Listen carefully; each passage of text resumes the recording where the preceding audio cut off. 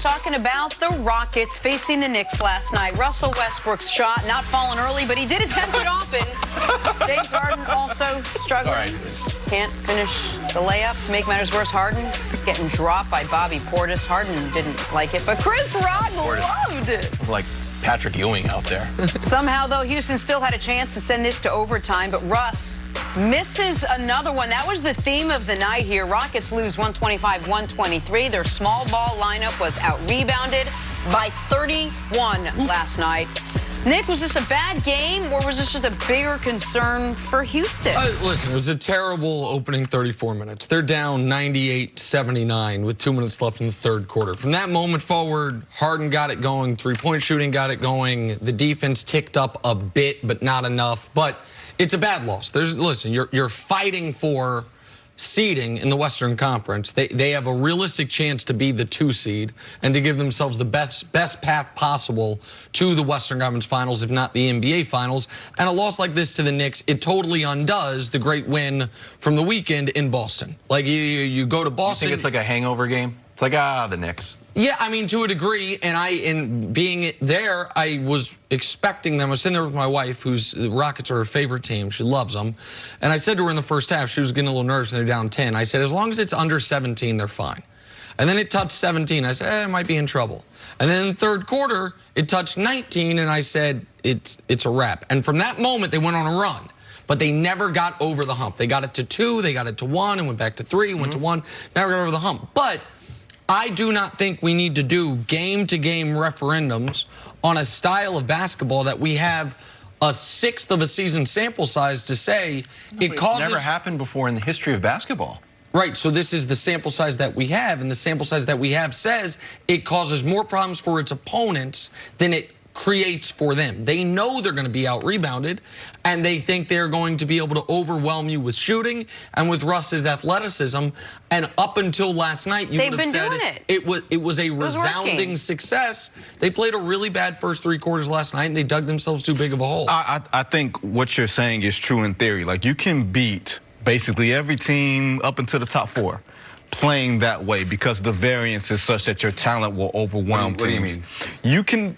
I think the Rockets are probably comfortably the 5th best team in the NBA. Okay. And I'm saying they can beat the Denvers, they can beat the Utahs, they can beat Oklahoma Cities because they beat the Knicks. They should be able to beat the Knicks, but they didn't. Now you attribute that to a night out in Manhattan, and they decided to come to the game a little late. No, just adding a new layer to that. No. But you. Vinny got them all drunk last night. There you go. There you go. But just talking about how they play, you can get out rebounded and still overwhelm your team because you have the 2 of the most talented, forceful players in basketball. But when the margins are thin and you're playing the Lakers and the Clippers in the second round of the playoffs, and you have Kawhi and Paul George on one side, or you have LeBron and Anthony Davis on the other side, you can't have such wild swings between not getting rebounded or not shooting well. And when you're dependent so much on that type of shooting, I don't know how that's sustainable over the course of a 7-game series where you got to get to 4. The Clippers are a team that you said is clearly one of those top 4 teams. Now, I said 5. I said 5. You said 4 teams ahead of them. You had the Clippers as one of the 4 teams ahead of them, right? Yes. Okay. It's very interesting to me. The Clippers and the Rockets it's a 2-game difference in the standings. And we just saw a game with the Clippers where they played the New York Knicks. They were just called the Philadelphia 76ers, but the Sixers, with no Ben Simmons and no Joel Embiid, are not a better team than the Knicks. They are not. Shake Milton went off for 39. Who's our Horford? Who's the Knicks Horford? Who's the Knicks Horford? Tobias Harris. That's what I'm saying. We've got both. That's what. Okay. Our Sixers are way better than the Knicks. But Nick just said he. I understand what you're doing, but that's just. But he just said you can't judge a 1-game sample size off of Houston and the Knicks, and then you're immediately going to go to the Clippers and 76ers to say that the Clippers are not championship caliber. The Sixers wanted to trade. It's a 60-game sample size. It's a 60-game sample size, which is why I said on the front end, it's very helpful you listen to the whole sentence.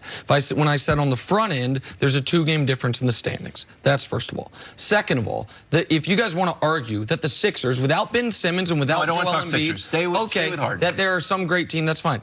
And the Clippers just allowed 130 points. And the response was, they'll be fine. They're going to be a great defensive team. They're going to be fine. Because going into the year, the narrative, to use a term you used earlier, was the Clippers are going to be great. And going into the year was that the Rockets were in desperation mode and doubled down on that desperation mode by trading away Clint Capella. So let's forget the fact that A, Capella hadn't played since he was traded. He's still hurt. B, they're 10-3 since Capella last played. And C, 2 of those losses came by 1 point on the final shot of the game and 2 points on a missed final shot of the game, and the other one Russ didn't play.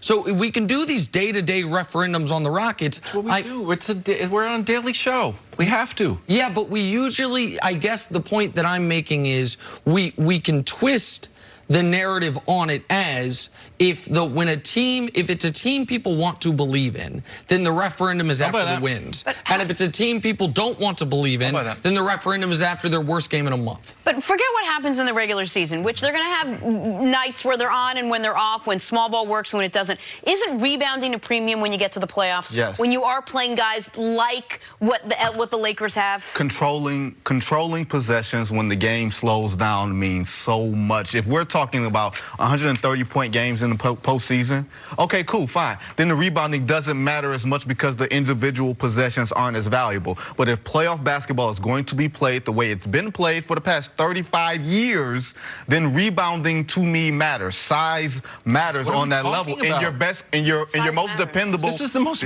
And your most dependable interior player being 6'6" is a problem. If it doesn't work, this is why it doesn't work.